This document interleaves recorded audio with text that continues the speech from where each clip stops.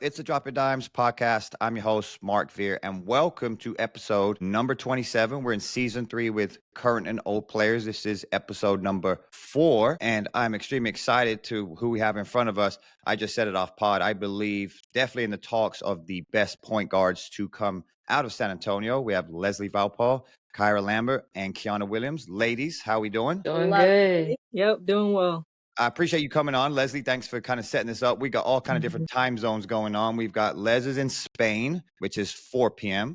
Kyra is in Greece. We had some issues with Wi-Fi, but we're rocking and rolling. And then Kiana is here with me at 9 a.m. in San Antonio. So, yeah, I appreciate you guys shuffling your schedules around to get on. Let's dive into kind of your basketball journeys. Leslie, we'll start with you.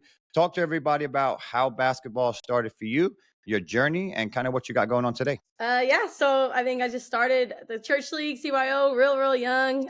When I could start at 3. I had an older brother I grew up with, so it kind of just was in the backyard. Growing up with him, I think helped my competitiveness, toughness, playing with the older kids. And then, I kind of went into training with Marco. I think Marco Rivera at age like 10, kind of getting into the skills work, the AAU, with Coach Kobe and San Antonio Heat and all that. And I worked with a ton of trainers. We can touch on that later, but Home Court America days, factory champions all over. And I had a lot of important people to kind of build where I'm at today. Did the Churchill Chargers route in Tulane, and here we are 7 years pro. It's really crazy how fast it flies by. And when I say 7 years, I'm like, it's mind blowing that I'm almost 30 and still doing this. I always thought that was my hard cutoff, but I think I got some in me still. You do, yeah. Okay, thanks. Yeah, Kyra, same question for you. Yeah, so very similar to Leslie. I had an older brother, and once he started playing, I started playing. I was just following him around like his shadow. Church leagues, rec leagues, Pizza Hut Spurs League. Did it all, and then played on a boys team when I was like really young, which really helped me to develop. And then played for the Church Jaguars, which we were a really good team coming up, like our dads coached us. Then went on to high school, went to Steel first, and then my second 2 years I went to Samuel Clemens in Shirts, and then played for Team Express for Clarissa Davis, and trained with Sean Hardiman out of Austin. And really worked with him a lot to develop and grow. And then went on to Duke University for 5 years, and then did a 6th year at the University of Texas during COVID. So that journey was long to be in college for 6 years, but it was great. And then after college, didn't know if I wanted to continue to play or not, just because of injury stuff, how my body felt, but decided to give it a try. And here we are 4 years later, still playing. Love it. Thank you. Kiana, close us out. Yeah, and I have a similar experience. I started in a Spurs league, played on a co-ed team. My dad coached me. He coached me up until I'd say about middle school. Then he had to give me away to, more experienced people. Like I played for Clarissa 1 year, then I played for Finest my last few years at AAU. But yeah, I just having a dad who coached. He coached football, basketball. We were always going to sporting events, and I finally just told him one day, I want to play basketball, and it led me a free scholarship to Stanford. I get paid to play basketball, so I guess it was the right decision to stick to it. Similar stories to both Les and Kyra. Love it. Okay, thanks for sharing that. Kiana, we'll start with you. Let's start at the kind of grassroots level. And I mean, so many podcasts we've talked from every kind of entity, from tournament runners to parents to coaches to players. I mean, you name it. So talk a little bit about how AAU started for you, and then we'll dive in kind of the differences now that we talked a little bit of pod about it, but just let's start there with you. Yeah, I think when AAU started for me, my dad, he realized that, we had to get out of San Antonio and we had to start traveling. This was probably 4th, 5th grade. So I remember one of our first fundraisers, we did a car wash just to raise money so we could, go up to Dallas, or I don't remember if we went out of state, but just, having a fundraiser so we could have enough funds to, go out of town and see, basketball outside of San Antonio. And I think it was 6th grade. He met Clarissa, and I played 1 year for her. And I remember my first time, walking into a basketball tournament, and it was maybe like 12 courts, and I was just like in shock. Coaches on the baseline, whistles everywhere, balls dribbling. I was just like, wow, this is the real deal. I was 6th grade then. And then that next year, he met Coach Ray, and then we went to Finance, and same thing, just how Coach Ray runs his organization, how he runs his practice. That really helped me get ready for college basketball. But yeah, it was I guess from starting with my dad to, raising money on a side of the road doing car washes to walking into gyms where college coaches are everywhere. I guess that real transition was a shock for me. Okay, so I got an add-on question for you. We've talked on other podcasts about this. A lot of parents, and it's mixed, believing that going out of town that young probably isn't worth it. They're like, oh, why are we traveling at such a young age? But on the flip side, I've heard that it's helped a lot of people that have, you've been through it. So talk of your experience about going that young, 4th, 5th grade, going to Dallas. Is you a big believer of that? I am. I think it exposed me to, they play different basketball in Dallas and Houston. And then if you go out of state, like on the West Coast versus the East Coast, they're a lot more physical on the East Coast, I feel. I remember one time we went to North Carolina and we couldn't get one foul call. And, you hear the refs or the parents, oh, they're soft. They're from San Antonio. Like, I think if your child is serious about it, they want to go to college for it, and it makes sense. It's the right time. You're playing for a U team that's in it for the right reasons. I think absolutely it can be very beneficial. But if you don't know if your child is serious about it, maybe wait until you see that they're committed, because it is a financial a burden sometimes. Traveling 3-4 times a month throughout the summer. But I think I benefited from a lot at an early age, being exposed to that. Love it. Okay. Kyra, question for you. You talked about playing for Clarissa Davis. I know she was a tough player, not easy to play for.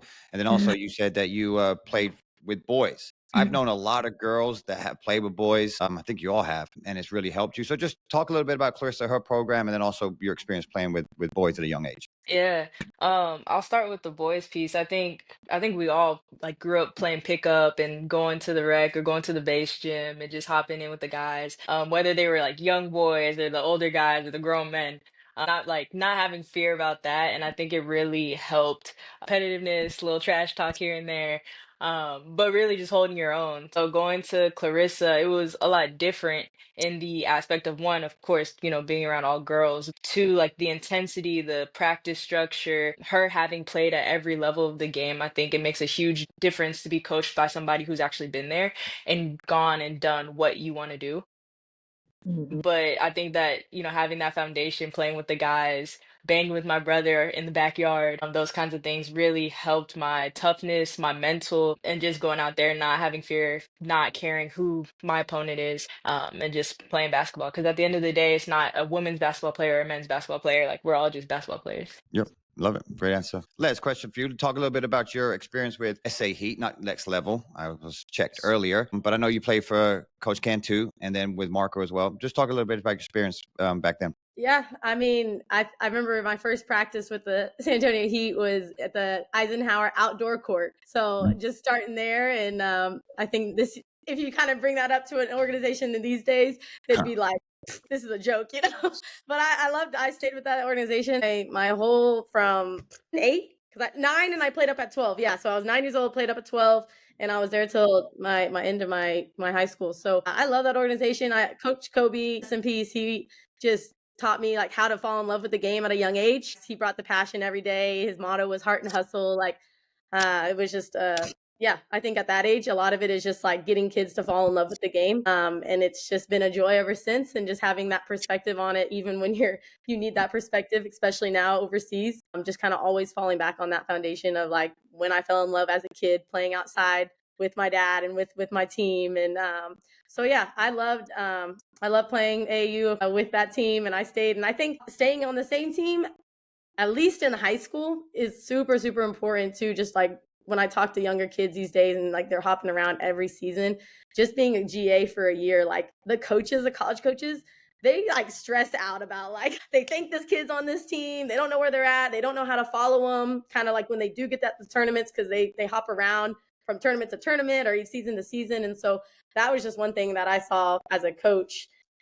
just how unorganized it kind of makes everything. But like I said, I know it happens and situations come up. And like you said, Kiana, like things change from your goals in middle school to like maybe where you're at in high school. So yeah, there's not a one shoe kind of fits all. So that was just my experience. And it was obviously, it worked out for me. Yeah, great. Thanks for all you sharing your AAU kind of journeys. We talked a little bit about this earlier. So Les, we'll start with you, but AAU's changed a lot since you guys were playing. Obviously, the women's game, just basketball in general, is growing. That's something that's really good. But there's a lot of teams, a lot of tournaments, a lot less talent on the circuit. When I first got to the factory, AAU was feared. It was like, oh, I don't want to do AAU. I just want to stay in this little league. I think everybody's playing AAU. Again, I think it's positive and negative to this, but any thoughts you have on kind of how the climate has changed in AAU over the last, since, I don't know, 10 years or so?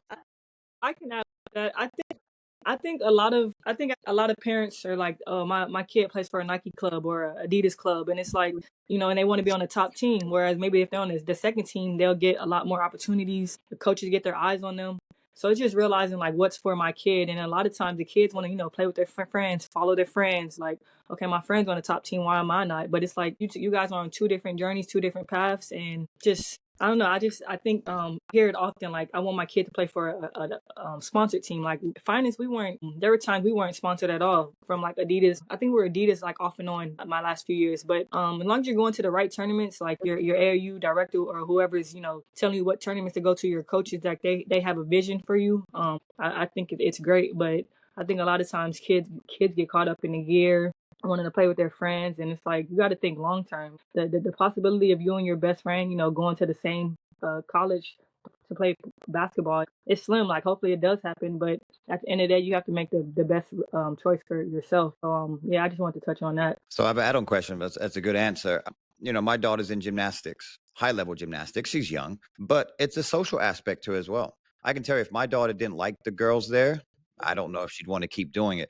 So there's a balance, right? Yes, you want your kid to enjoy the sport they're in, and that's going to be around the coaches, around their players. So I think that's important too. But I think that's a really good point you touched on is at some point, when do you separate yourself from your friends? So, Kiana, did that happen to you at any point? Did you have some younger kids you played with, and at some point you just excelled and you just were a better player? Is that decision like, okay, I'm going to have to go do something else? I mean, or how would someone navigate through that? Yeah, I think I really made that decision. Well, my dad kind of made it when he realized he couldn't coach me anymore. Like, he didn't know, he wasn't knowledgeable of like what tournaments to go to. And Clarissa and Coach Ray were both, more experienced in that area. So he had to, he coached me for maybe 4 or 5 years. And it's like, Dad, you have to let me go. Like, I'm on to, bigger things. But for me, I had friends like growing up, but I wouldn't say I had any like, best friends or like people I had to come along that, I had to play with.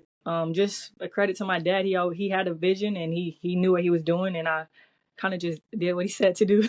So yeah. Yeah, that's great. I mean, having a path, having a goal, it definitely helps. Kyra, you want to add anything to this? Yeah, I think it's a totally different world compared to when we were playing AAU. I think it's very commercialized, which has placed a huge burden on parents. And when it comes to Key, you talked about it a little bit earlier, like going to these tournaments so young. I think for parents specifically, you have to know your kid.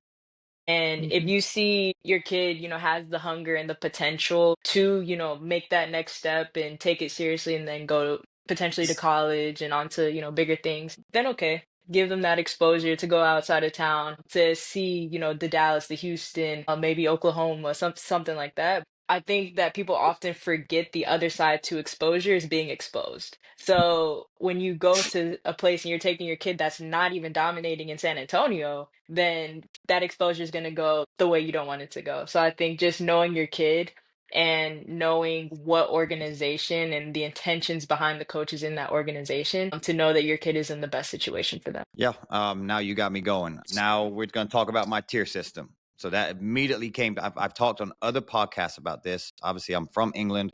We did this in soccer. I don't know if they do it over there in Europe now as far as the grassroots things, but I believe there has to be a tier system here based on your level where you at. Like, not everybody can play AAU. Not everybody can travel to Houston and Dallas, go to these national events. Kyra, your thoughts on a possible tier system, and I'll kind of paint a picture for you. So my son's soccer team, they have an organization that has 3 different levels. They have their academy, their pro academy, their academy, and their rec. The pro academy is the top team. That would be your finest.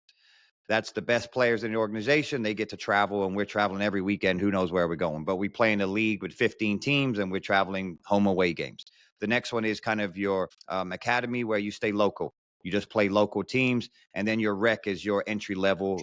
But this is all the same age. This is 10-year-old boys. So yes, it's a lot of work. Yes, there's a governing body. There is no governing body in basketball. I get it. Anybody can go rogue, do whatever they want. But what would your thoughts to that? Good, bad? What do you think about doing that at the AAU level? I think it's just like you said, I think it's a lot of work up front, but I think it would be beneficial. I think here over in Europe, you see it in France, you see it in Spain, I believe, a little bit in Greece with the top teams, but you have the academy level, you have the teams that play in the like city or in the region, and then you'll have, your U20 team, your U23 team that'll travel nationally to the FIBA events. I think the US could definitely benefit from it, but I think that the commercialization of basketball in the US hasn't hit Europe. And Agreed. I think that Europe is benefiting from that because now girls are playing for more so the love of the game. And that's something that I think our generation had playing AAU more of than this generation has. Is we were in the gym because we loved the game. It wasn't because of the potential NIL deals or we have this many followers. Like social media was a thing, but it was nowhere near what it is now. So yeah, I think it would be beneficial. I just think that it would take somebody willing to do the upfront work. Yeah, I agree. Well, thanks for sharing that. Kiana, next question for you. And I like what you said, Kyra, about the hunger. I think the hunger has been lost. I think kids, when they lose a game, they don't care. They got a game an hour later or 2 hours later, right? So do you feel that maybe kids play too many games, they're not in the gym as enough? Is it more like practice should be more games? I know gym space is tough in San Antonio. Like you said, there's ain't nobody going outside. You were outside practicing. So what do you think about that? I think kids are playing a lot of games more than they are like practicing and training. But I think there just like needs to be that balance. I was talking to Coach Ray about this when I went to one of the finance practice. He's like these, they don't play outside of practice. Like me, Amber, like we were trying to find an open gym, open run, especially during the summer. You're at home all day waiting for practice to come, but it's like, no, we're, going up to Golds, going up to Lifetime, trying to just get some running, get some burning. And to me, like that's, yeah, that you're playing, but you're practicing like it's for yourself. I don't know how many games AU like they play now, but I do feel they play too many games. And it's, having the idea of playing 3 games in a day, at this big age, you couldn't pay me to do it. Couldn't pay me to do it. So yeah, and I know July is brutal because of the Life periods. college coaches come out having 12 to 16 games in a month, like, or in a 3-week span. Like that's, I don't know, that's, to me, it's not beneficial because then a lot of times these kids, they're they play so many games AAU in high school, then they get to college, and their body is showing, like little foot injury here, knee injury here, like small stuff like that, and it lingers on your 4 years, 5 years in college. So I think there needs to be a balance, like playing, practicing, and things like that. But yeah, it's tough. It's tough. Yep, times have definitely changed. So I get it. And we'll dive into injuries here later on. One last question for you, Les. Sorry, maybe a tough one for you, and anybody can answer it. But just what would you like to see possibly different in youth basketball today? Any ideas? Gosh, yeah, that's a loaded question. It is. Sorry. It's okay. Honestly, just getting back to like you said, Key, playing more. I mean, out here when you're overseas, like every practice is 5-on-1. Like you playing all the time. You're learning your team, and then you have the morning practice where it's more like shooting and skill work and stuff like that. But my body's never felt better in European schedule because I mean, in high school, the AAU and the schedule, it's a grind, and it's like way more on your body than like kind of what you were saying, Key. And so that, and then just kind of play, like not being afraid to play one-on-one. Like I don't think any kids play one-on-one anymore. And we just like grew up in the driveway playing with our friends, playing one-on-one, not being afraid to lose every time to your older friend, but just playing boys, playing, and so I guess that, and then just kind of building more of a foundation. I would say just starting young. My dad had me doing like Pistol Pete videos in the living room, just building, I couldn't go to bed until I did like 10 figure eights with my eyes closed, like building a skill set of fundamentals. And like my dad was like Mr. Fundamental. So it was like, that's when I knew I needed to get a skills trainer once I got, I got that set, and I'm forever grateful for that, for him in doing that. But I think just kind of being able to now fall back. I think kids, if you do put that work in now when you are young, you're always able to kind of fall back on those skills and the foundation that you set earlier. So kind of both. I know I said both, like play more, but also kind of build that skill set. And honestly, the biggest one for me is just watching the game.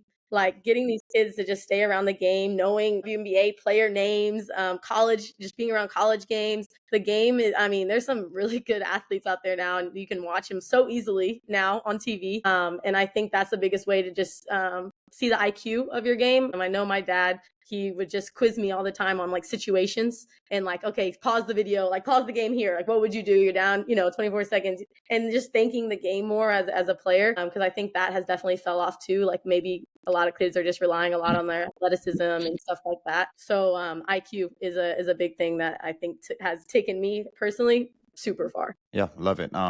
I think kids are very robotic today. I agree with that. And I always ask kids up here to watch the game. They just watch highlights and they're watching the basketball situation. Yeah, and IQ as well. And we've talked on other podcasts, obviously with G and X last one. Those two guys are just very, very high IQ kids, and they touched on that. So I like what you said about a foundation. That kind of segues nicely into our next subject. So Kyra, we'll start with you. But yeah, that's what I put. Just talk about having a great foundation early and kind of falling in love with the boring stuff. I say it all the time, like, yeah, it may be boring, but you've got to really fall in love with that. Talk about your journey with doing that and any thoughts you have. Yeah, it's like chop boy carry water. When you fall in love with the little details, it makes the big things come a lot easier. So, not being too good to do the form shooting, not being too good to do the basic ball handling drills and doing them over and over again. Having a routine when you warm up, or not just walking in a gym and hopping into a game, like stretching, discipline, those kinds of things. I think my body thanks me so much for a little 15-minute stretch, more so now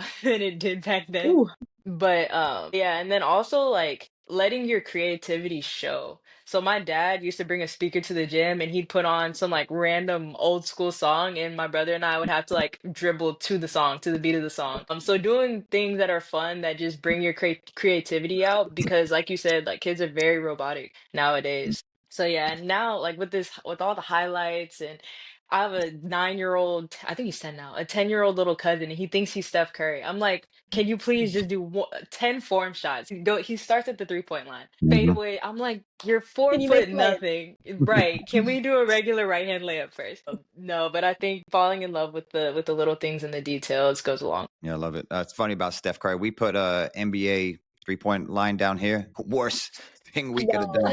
Every kid just sees that the furthest 3-point line back as a 3-point shot. I don't understand it at all. It's just, next question for you, Kiana, is, and you touched on it. You had a great circle. Your dad, I respect him a lot as a parent to be like, you know what? I can't help my daughter anymore. Let me go find people. And some other parents and coaches have talked about that. But just talk about the importance of having such a, maybe a small circle, but the right people to help you. Absolutely. When I was at Stanford, Tara would always tell me, who you surround yourself with is who you become. And when she told me that, I didn't really realize what she was saying. But as I've gotten older and more experiences, show me your 3 closest friends, and that's what your life will ultimately look like for whatever they're doing. So from a young age, I never really, I was always mad at my parents. Like I couldn't go to sleepovers, I couldn't go to certain things. But it's like as I got older, they were protecting me from things. They were keeping me focused, and the sacrifices that I made, not being able to go to the movies, not going skating on the weekends with my friends. It ultimately led to me having a full ride scholarship. Yeah, just being mindful like of the people you're around is extremely important, especially at a young age. If you guys are, your morals line up and their character traits line up to what you want to be or how you were raised, I think that's a good thing. I'm actually going to share that with my daughter because we talk about it all the day. She's young, but she's a social butterfly. I'm like, I don't want you to have 20 friends. That's scary, right? Just so I love that you said that. I will share that with her, and hopefully she takes that advice. Next one for you, Les, is just talk about mentorship and how important having mentors in your life that I'm sure you stay in contact with them, but just talk about the importance. Any listeners, any even parents and players, how important that is. Yeah, I mean, I think it's I've been super blessed with, just like I said, I'm a trainer hopper, as you know, but being able to just kind of be at home and be able to reach out to multiple different words of wisdom, and obviously I trust every single one person I reach out to, and so just kind of getting a perspective, different perspectives. I also think you have to get people outside of the game, and I think my sister is like the best one that I talk to, because she doesn't even ask me about basketball. She is clueless about basketball, but just gives me a whole perspective of just like never having to think about it, and then just like life outside of it. And it's definitely very just like calming, and like there's more to the game kind of mindset. And then just having another hobby outside of basketball. I think that's huge when you're overseas, because yeah, it's there's a lot of free time. But yeah, always just being able to kind of go back to your people when you have your down moments overseas, being able to reach out to your people, because it could be heavy if you're trying to do this alone, and it could be miserable. So I think when you have a lot of positive people just to help your mindset and to remind you of like who you are, it's everything. Love it. Okay, let's dive into skills trainings. That was my next one. So Les, we'll start with you. You hop around with everybody. I think Kyra said she just was with Sean, and when Kiana will ask you. But this will be a good topic because we've had skills trainings on before. Marco is one of your main trainers. But it's an interesting discussion to have. How many skill trainers should you have? Should you have one? Should you have multiple? Do you go to specialized trainers? So let's dive into it. Les, give us your thoughts on you being a hopper. Yeah, I'm a hopper. I think a lot of it too is like availability, and just I don't want to. When I'm home, I'm trying not to just like pin someone down. If I want to work out 5 times a week, I'm not trying to. I know y'all have a life as well, but I also like just adding a little variety to the workouts, because 4 or 5 months at home of just doing workouts is, mentally sometimes you're just like, oh, this, same thing over and over and over. And like you said, Kyra, like can't get bored with the what do you say? Can't get bored with the easy stuff. Yeah, the details. I understand that, but I also do like just adding to the bag of just. And each trainer that I work with specializes in something different, so they notice like, hey, you're actually doing this different, or hey, focus more on this. And so I think for me, I know what I can like as a pro at this moment. Like, yes, I can coach myself, and like if my shot's feeling wrong, but it's nice to kind of have other eyes on me too, of just like, I didn't even notice. I think Mark, one time you were like, you move your hands around the ball when you even lifted, and I had no idea I was doing that. And none of my other trainers told me, so I think y'all all are, super good at what you do. And so Springer does what he does, and you do what you do now but you don't do what you do anymore. So I had to go to different ones. But no, so I think for me, it's just variety, time availability, and then just adding to my game in different ways in that way. Yeah, I love it. Let's go with you, Kyra, next. I know you were predominantly with one trainer. So just what are your thoughts on this topic? Yeah, it's actually funny because I would go up to Austin like 2 or 3 times a week. Shout out to my parents, especially my dad, for making that drive after work, especially on 35, because y'all know how 35 is. But yeah, I worked with Sean throughout almost all of my high school career, and then also in college. He even came out to Duke to visit me a couple of times, and it was really beneficial because of the environment. I think that a lot of training isn't just, the one-on-one, it's who you're around and who you're training with. So I was able to be around, other dogs like a Caprice Dean, a Katrina Pardee, and so many others, especially on the guy side as well. So that was super beneficial. And now, actually, when I'm back in San Antonio, I work with Tim Springer as well. And me and Les didn't really, really connect until we were both pros. So that's so funny to me to be from the same city. And it took that long, but glad we're here. But yeah, I think it's beneficial to have, a different set of eyes on you, like Les said. And yeah, people notice different things and it adds to your bag. Like I had all of the, dribble moves and the, creativity and stuff. But one thing I love about Springer is it's very fundamental. It's structured. He made me think a different way about my game. So it was really, really nice to have different perspectives. Love it. Okay. Kiana, close us out on this. I have a different approach. My brother, he's a high school coach over at Sam Houston, head coach. He's trained me ever since he returned home from college. I think just starting off, he'd go on YouTube and pull things from different trainers in that aspect. But he just knows my game like so well. So especially watching me grow up and progress over the years, he just knows what I need. So I think just having comfort in that, and he does a good job of like mixing the workouts up and stuff. And I've trained with other trainers, but I'd say like 90% of my career has been me and my brother. And I think another thing that like AAU like parents should do is like get a membership to like Lifetime Goals and go rebound for your daughter or son, whoever. Like while my brother was over in college, like that was my training. My dad would go up to Copernicus, a community center here, and he'd just rebound, and it's a double whammy. It's like you're working on your game, but you're also getting quality time with your child. But I absolutely respect having multiple trainers. Like you're getting multiple eyes on you, and like you're learning new things. But for me, it was me and my brother figuring things out. Yeah, so those are 3 different situations with skill trainers. I don't think there's a right answer, and I'm glad that you guys touched on it. I think it's all based on your situation, your needs, and just kind of like you said, it's all about relationships. So yeah, I get that question asked a lot from parents. How many trainers should I have? there is no right answer, and this just proves it, right? We've got 3 pros who have done it different, so great stuff. Good for listeners to hear that. But I still think that they need to do their research, and I think they need to ask questions before just going all over the city, just putting a lot of miles on their car and their kid's body. So yeah, great stuff. All right, let's. Even Kramer, like growing up with Coach Kramer, Yes. he, you did like, everyone probably did the same workout every single time, hoop the middles, and it's like you just tried to get better at those same drills for months, and so like seeing these trainers, some trainers just trying to do so much different stuff, and it's like just get really good at the boring or the simple or like your base, like the things that he would just preach and preach and preach, and I can probably still do the workout, and I haven't done it in 10 years, Try to get him on. I've been he listens to all of the podcasts, so he'll listen to this one and he'll appreciate it. But I'm trying to get him on. But he's low key guy. But yeah, definitely he is guru, master, skills trainer for sure.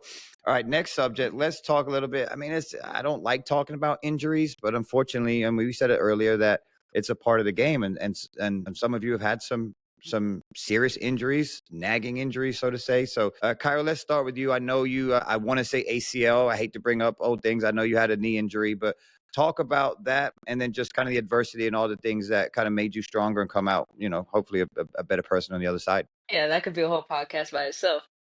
Yeah. No, but when I was at Duke, the end of my sophomore year, we were in the first round of the NCAA tournament. Super excited, had home court, everything. Went down with the ACL injury, and then rehab 9 months, was coming back, another ACL injury. Rehab for 10 months, was going to be the start of my senior season. And a week before our first game, I was practicing like the clearance test, went down with another one. So I was like, Lord, is this for me or not? But it's really, I don't want to, it's never, I don't know how to say it. I'm not going to say it's a blessing, but in hindsight, it was something that God used as a blessing in my life to actually sit me down and really focus on what mattered. So it was a big jump for me identity wise, and not just seeing myself only as Kyra the basketball player. It helped me explore more things on campus. Like at an institution like Duke University, you have every resource at your disposal. I was way more involved in the community and giving back, and fostering different relationships, and then just growing as a holistic person, not just this one thing and all my eggs in this one basket. So it really sobered me in the aspect of, okay, what are you going to do when the ball stops bouncing? Because clearly it can. But one of the biggest changes, I mean, obviously to go down with 3 ACLs back to back to back, something's wrong. So the last injury, I had a different athletic trainer, and shout out to Kat Lass at Duke University, and the staff there for helping me. But just I was more functional, I was stronger, in a way where I could actually move better on the court, and just I could go on and on and on about injuries. The last thing I will say is that it's probably more mental than it is physical, because at a point your body could do whatever you want it to do. It's the mental, you to trust your body to do it. So injuries are a whole journey in itself, but I will say I'm a better person for growing through that process. I had no idea 3. I'm sorry for bringing up 3 No, ACL. you're good. It's a part of the I testimony. didn't realize that either. I was like, Kyra came out of nowhere. Like, Kyra, you're like in your prime right now. Like I guess you were always hurt in college, and then now you're like really top of Europe, and it's really cool to just see your bounce back for sure. I appreciate that. It's a blessing for sure. Yeah, I love it. I mean, we've had kids on here, or I've talked to a lot of parents that just have had their first ACL injury, and it's like their life is over. So for people to hear about your journey and having 3, I mean, a lot of people would pack it in. And to Leslie's point, now you're at the prime of your career. So I mean, that's a special person to do that. So big ups to you for doing that. That's life. We're going to move on from injuries because y'all can't trump that. You can't top that. Nope. That is it. So yeah, thanks for sharing that. Sure. Yeah. Let's talk about life outside of basketball. You kind of said it, Kyra. I love that you said that. Hey, you kind of found yourself outside of basketball, did some community stuff. That's really good. But then, Les, you kind of said you had some other hobbies. So I know what you do. You play pickleball and you do all that stuff when you're here in town. So I love it. But Kiana, we'll start with you. Talk about the importance of basketball. I've talked to a lot of high school kids the first 2. They don't do anything besides nap. That's all they do. They're like, well, I played a video game and nap. And I'm like, I didn't really go into him about it. I want to be like some dad getting on him. I'm like, man, there's got to be stuff outside of basketball. There has to be. Like Kyra said, the ball will eventually stop bouncing, right? So, Kiana, do you do anything outside of basketball? And if you do, share that with us, and then also the importance of it. Yes, I'd say my first year overseas, I played in Australia and I lived 10 minutes from the beach. So I was kind of looking forward to, when we're getting out of practice, what are we doing? And just, navigating the streets of Australia. Although it was COVID, I, just walk around. Like, I've lived in Hungary, I've lived in Turkey, just returned home from China. So I just really like when I'm overseas, I immerse myself in those cultures, roam the streets, especially when you don't get much free time. But when I do, I try to take advantage of it. Also, have that balance of resting. But I don't know, going to museums, going to parks, historical places. I'd say China it's a little more difficult to get around just because no one speaks English at all. But yeah, just I like to quote, like, basketball, it's what I do, it's not who I am. If I'm, when I leave this earth and I'm just known as a great basketball player, I don't think I've lived a great life. There's so much more to life than basketball, but like let basketball use you. Let basketball be a tool to, like, get you to different places, whether that's free scholarship, playing overseas, or playing professionally. Or landing you your next job. When you put, I was an athlete in college, and on your resume, like, a lot of companies, like, that's a great thing because they know you have the skill set and your discipline, and stuff like that. Yeah, I don't know. I just kind of find ways to stay busy I guess. But there's so much more to life than just basketball. But when you're that young, it's kind of really all you're worried about because it's like social media. It's everywhere. They'll figure it out. The young kids, they'll figure it out when they get older. It's more to life than just basketball. Yeah, and you're being humble right now. Let's talk about what you're doing right now. You're a co-host on Spurs Live. So just talk about how that opportunity came up and what's that like for you. Yes, shout out to my former teammate Mika Snyder, Bernie Legend. Her brother plugged me in with the Dan Wise. He's the co-host for Spurs. He's the host for Spurs Live, and they needed a co-host. And they mentioned my name, and I got a phone call, asked if I wanted to do it. And I was hesitant at first because it's live TV. There's no room for error or anything like that. But it's a new challenge that I've embraced, and I'm getting more comfortable with. I'm doing a pregame, halftime, and postgame show for Spurs Live it was AT&T Center when I was growing up, but it's Frost Bank Center now. So just getting experience with that. Maybe that's something I want to do when I'm done playing. Who knows? But just having that experience and put that on my resume, it's a good look. And yeah, it's fun. I'm enjoying it. Love it. Thanks for sharing that. Les, tell us all about your hobbies, man. You be doing all kinds of stuff. So how important is that to you? Yeah, like Tia said, like, if you have 2 days off out here, that's like a week. It's crazy. Like, you're going somewhere. You're going somewhere in a different country.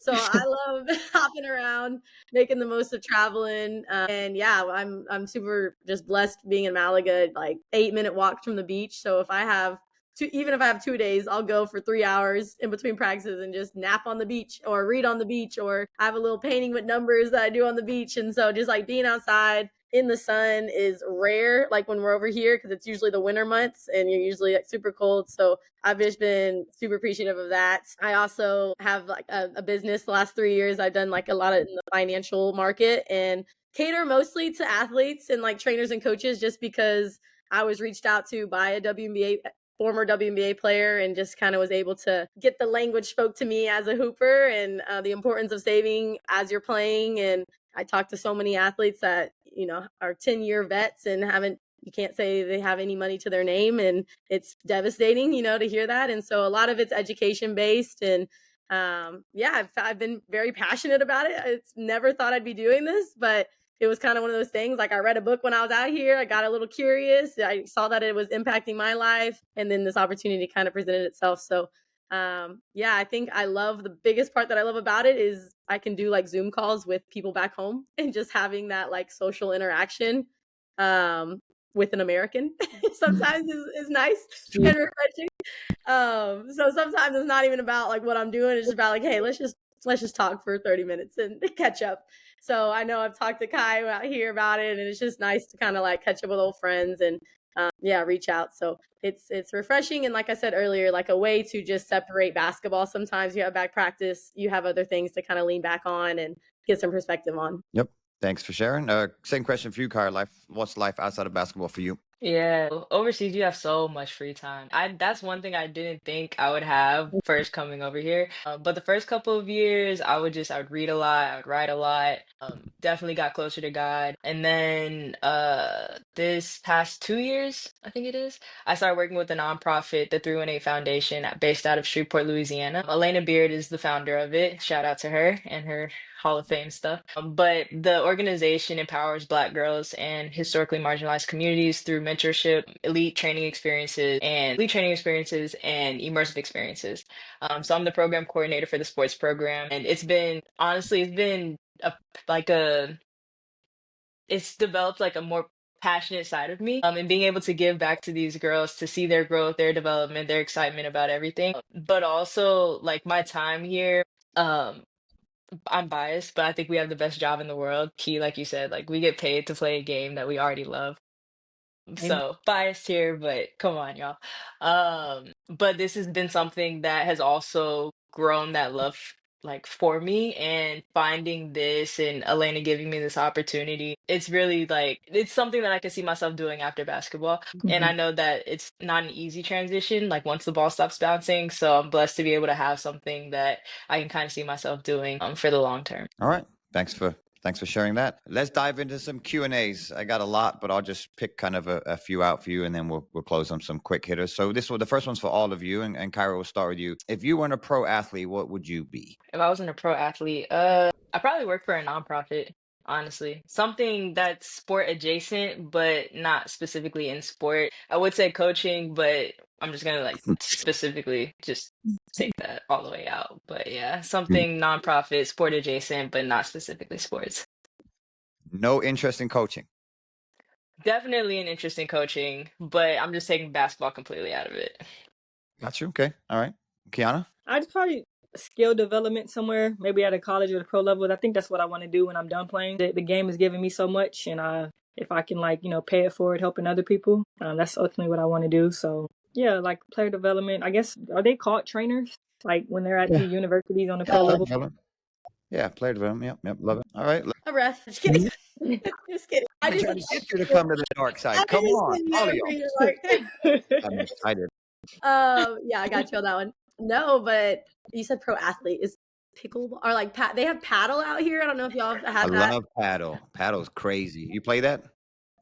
I'm literally gonna go pro in it, so that would be my answer. Hard. No, it's like another level of pickleball, but way better. But also a more serious answer, probably something to do with I love skill development as well, Key. So coaching at the college level now these days, I kind of X that out. So maybe more on the youth and the skill part for sure. Okay, love it. All right. Next question for you, Kiana. Talk about your differences, experience. I guess the question was just about you playing overseas and then a WNBA. So that's just kind of an open question, but however you want to answer it. Yeah, I think the WNBA is just it's a fast-paced game. Like depending on where you play at it, over in Europe or I played in China, like the pace of the game is different. The skill level, obviously, WNBA players are the best players in the world. I think in Europe they let you play. I know Kyra and Les can attest to this. The refs don't. They're just out there getting cardio. They have a whistle, but they don't use it. I could name so many times. Alone, man. Yeah, it's ridiculous. But now the worst referees in San Antonio would be the high level in Europe. Really? Yeah. Wow. Yeah. Okay. They do not believe in. I don't know if they have like flights to catch or somewhere to be afterwards. They're trying to get out of there. They're probably getting paid too. Some of them.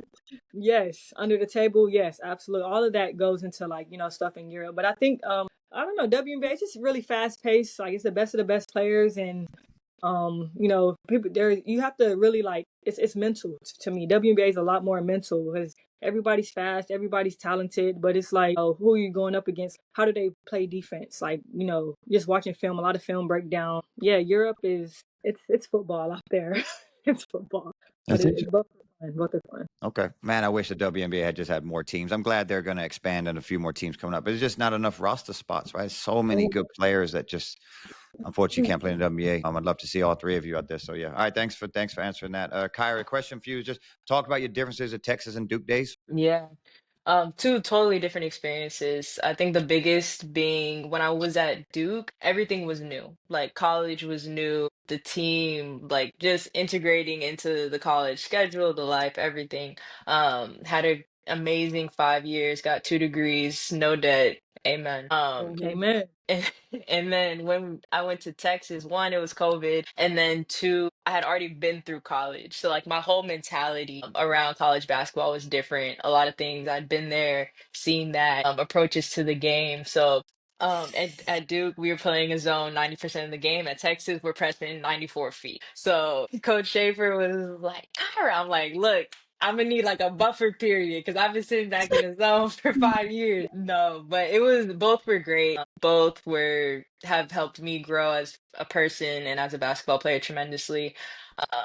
I'm grateful that Texas was the last place that I played because a lot of what I do now is coaches' feedback is we love the way you play defense. We love the way you play defense. So Mhm. that's helped me tremendously coming from Texas straight overseas. Well, you can foul in Europe, right? So Yeah. Yeah. is it defense or is it football? So I got it. Hey, I'm honest. I'm Um, honest. Show him your hands. yeah, I appreciate that. Yeah. I need to get with my brother back home and see if it is because he's always mad at refs. That's probably it. They just don't be blowing their whistle out there. It's interesting to I need to get over to Europe and ref. All right, Leslie, next question for you. Let's talk about your Tulane days. I believe UConn was in the American back then. I know they're in the Big East, but you got to play Yeah, against UConn a bunch. So let's talk about that experience. we got to, and we did. I would say 7 out of those 8 experiences we just got waxed. That one time, my last game, my senior year, it was when they were on their 100-game win streak, and we were the 101, but it was like down to the wire at home, and I think that just kind of made me realize like we can compete, like, or I wasn't scared of the best of the best of the best of my of my class, and I think it helped recruiting wise having UConn in the league and all that. But it's fun now, kind of matching up with some of them overseas, and like, yeah, you're not stacked anymore, and like we get to beat them now over here. But no, I love the opportunity. Obviously, everyone wants to play against the best and see where you're at. They were all, I mean, I hated their fans because they were like so nice. They were just like the cutest little old people that just like wanted a good game. So they're just like pity. They would like pity clap for us. No, but I mean, just being able to like play against, gosh, Breonna Stewart, Mariah Jefferson, name it. Like we played Gabby Williams. And so studs. And so, I mean, it was a cool experience to being able to say, we played against them that many times. Conference tournament, when that came around, I never got the like experience of like, oh, like we can win this. It was, so I never got that of like, we can go to the NCAA tournament and win the conference tournament, because it was always like you ended up playing UConn, and that was rough. But yeah, like I said, it helped you compete and kind of just, it's when you have nothing to lose, you never know what's going to happen. And we almost got them that one time. But I think so from that one time losing by 2, we actually were like all over ESPN. We like made the NCAA tournament just by like recognition of a loss. So it felt like a win. So we'll take it. Were you rooting for them yesterday? I was going back and forth, but yes, I think I'm a Paige Beckers fan more so than like my just trauma from college. I was disappointed with the games. I was looking forward to this Final Four. A lot of blowouts. A little disappointed with that. We won't dive into that though. All right, we got one more topic, and then we'll dive into the quick hitters to finish. This is going to be daily routines. I ask almost every day when a high school kid comes up to the factory, well, what do you do today? What's your plans? What's your routines? I would say 95% of kids have no idea. I don't know. Did you shoot today? No, they have no plans. So I don't know if that's just today's kids or maybe it was like when you guys were in high school. I don't know. So Les, we'll start with you, but talk about the importance of daily routines. Has it changed from high school, college to pro? And, just get some information on this. Yeah, for sure. I mean, I think it's a big on what your schedule's like overseas and practice schedules, and gym availability. There's sometimes where there's clubs where you have no gym. The second your games, your practice over, like the baskets go up and handball comes on, right? And so I think a lot of it has changed with just like getting up extra shots and stuff like that. But I would say my mornings are my favorite overseas because your phone is just quiet. Everyone's asleep back home, and so that's kind of when I focus more on, like I do, the Hollow app, which is just like a spiritual meditation or prayer, or I'll try to do like some training of like, if like the business training, I'll listen to like a thing that was recorded. Just get most of my work that I can like individually do. Maybe some reading done in the morning when I said I don't have as many distractions. And then yeah, here it's a lot of just being outside, being at the beach, enjoying the weather, and being with my teammates. I think I just love going out to eat after practice or stuff like that. And then, like you said, Kyra, just like enjoying or Key, I think you're talking about just enjoying the culture and learning stuff like that. So I think it differs every day. It really does for me. I don't know if I could say I have a routine minus like my little morning of just like my time. Okay. Kiana, question for you. Yeah, I'll go back to high school. I don't miss this at all, but it kind of helped me in college. At Wagner, I think classes started around 8:30, and me and my brother we'd go up to Golds, and at 7 a.m. we'd be in there getting shots up before school. And transitioning over to college, you have those 6, 7, 8 a.m. lifts. So that I think that made me like a morning person because I look forward to getting up shots and getting that work in while quote unquote everybody's sleeping. But yeah, that was kind of my thing. Just I was more so off season. Like once season started, we'd be smart about it. Like we wouldn't do it on game days and stuff like that. But yeah, having a routine, that's extremely important. I know we all have our game day rituals and stuff. Like you have to take a nap at this time, going to eat this and that. So knowing what works for you at an early age can be super beneficial. Because some of those same things I did, AAU in high school, I still do today. Okay, love it. Kyra, you? Yeah, in high school, similar to Yuki, like gym in the morning, go to school, and then depending on the day, either going up 35 to Austin, or just going to Randolph Air Force Base and getting in that gym. And then college, I mean, the schedule is pretty much set, like from dawn to dusk.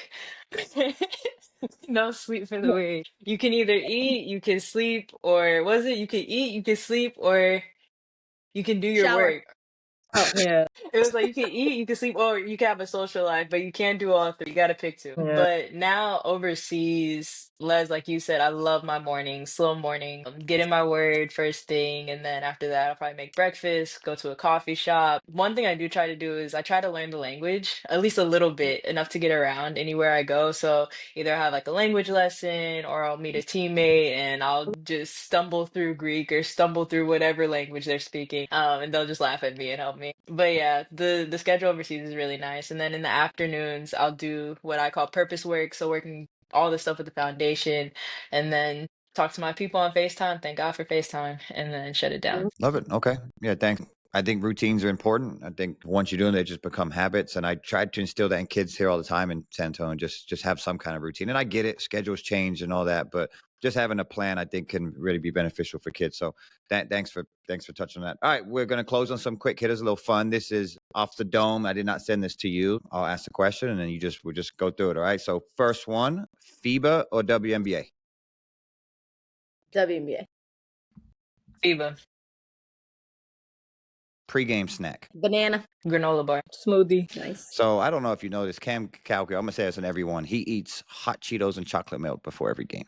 Yeah, see, I know, I don't get it, but Cam Calgill over at Brennan, he eats hot Cheetos and chocolate milk, and I'm getting the same response every time. I'm going to keep doing it until someone says, "Oh yeah, I do that too." When somebody says they do it, then I won't keep doing it. All right, next one, pre-game superstition. Oof, I'm one of those that break people's superstition and sit in their spot just to mess with them. Oh, you one of those, man. I'm like, lace them up, get your little warm up in early, and I'm good to go. Okay. I don't have one. Wow. Yeah. Okay. Come on. I like to put my left sock, right sock, Yes. left shoe, right shoe. But other than that, that's superstition. That's good. I do the same. I still do when even when I referee, I'm doing the same superstitions as when I played. All right. Thank you. At least one of you. You other two, y'all need to figure your life out. All right. Next one. Describe your game in one word. Let's just go with smart. Yep. IQ. Yeah. Poised. Love it. cerebral. Okay. Great answers. Yeah. Agree with every single one of those. Next one. The toughest player you've ever had to guard. Brianna Stewart. We threw everything at her. You had to guard her personally? I personally. Courtney Williams, South Florida. Yeah, Yep. She was tough. Y'all played against a lot of good players. Does it have to be a Kyra women's got- player? No. I would say my brother, because he knew my game and he was bigger, Okay. so he always was a challenge for sure. Y'all still play ones? If we're ever on the same continent, yes. I'm gonna go most recently Skylar Diggins. Mm. Training camp last year in Seattle. I don't know how I got through that. She's different. Add-on question. What do y'all think about this, the one-on-one unrivaled. That was, I love that. I loved it. I loved it too. They weren't calling no fouls. I was like, this. Yeah, no. I love it. I think next year they need to change the rule. Like you can't win on a free throw. Like I think Mm, Yeah, that's. that was yeah. lame. But it's They're also supposed to be like hacking if but not. yeah, it's also like stop fouling. But Yeah. winning on a free throw, I don't like that. Yeah. Yeah, they'll figure the rules out. You know, it's like, but I loved it though. I was all about it. Yeah. All Mhm. about it. Dope. Amazing. All right, last one. This may take some time. Sorry. So it's going to be a 3-on-3 squad. So you can't pick each other though, but you're the captain of your team, and you've got to pick 2 other players, but they have to be from San Antonio. Ooh. Jessica Custer is she's just versatile. I play with her overseas as well. She can guard anything. And my other one, geez, there's like throwback to high school. I hated playing against Caldwell. Risay, she's just smart. I like the IQ part of her game, and yeah, San Antonio legend. So I'll go with her. Should be a good 3-on-3 player for sure. Okay. All right, Kyra, who you got? Who's your squad? I would say, okay, me at the 1. I'll put Megan Simmons at the 2. Ooh, good one. And Clarissa Davis from San Antonio. I'll put her in the paint. Okay. All right. Kiana, who you got? Close us out. I'm gonna go with my Wagner family. I'm gonna go with Coach Jackson in LA Sneed. Yo, Hey. okay. So blast from the past and the future. I love that. I Yeah, like that. shout out my Wagner people. Okay, love it. All right. Hey, well, I appreciate you guys coming on. It's been a great podcast. Such impressive ladies. So I do appreciate y'all taking the time. I know it's been difficult with the time zone. So Les, thanks for putting it together. And I appreciate you guys coming on and just helping educate people in this space. Looking forward to how your career finishes out. And yeah, take care and we'll be talking soon. Thank you. Appreciate you, Mark. Good work. Y'all be good. Thank you for listening to the Dropping Dimes podcast. Make sure to go follow us on IG at Dropping Dimes Pod. Remember, each Friday we'll be dropping a new episode, so hit the follow and bell notification buttons to never miss any content. Let's get better together. We out.